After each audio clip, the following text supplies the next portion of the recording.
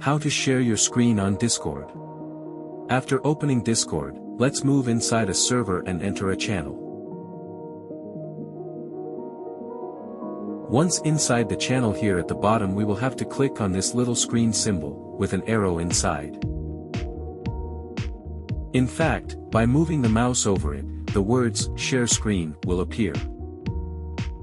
After clicking on it, we can choose whether to share an already open Chrome screen, a window, or directly the entire screen of our computer, having the possibility of choosing between multiple screens, if present.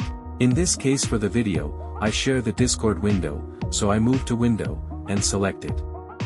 Finally, I click on Share. Here at the bottom right we can see that the sharing of the window has started. We also notice it from the words, "On Air," next to our name. Now by double-clicking on our name, or on the name of the channel, we will find ourselves in this screen where each user has a box.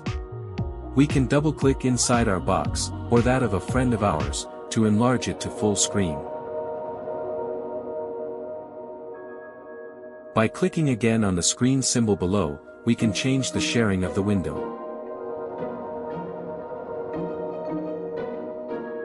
To stop streaming, always from the icon below we click on Stop Streaming.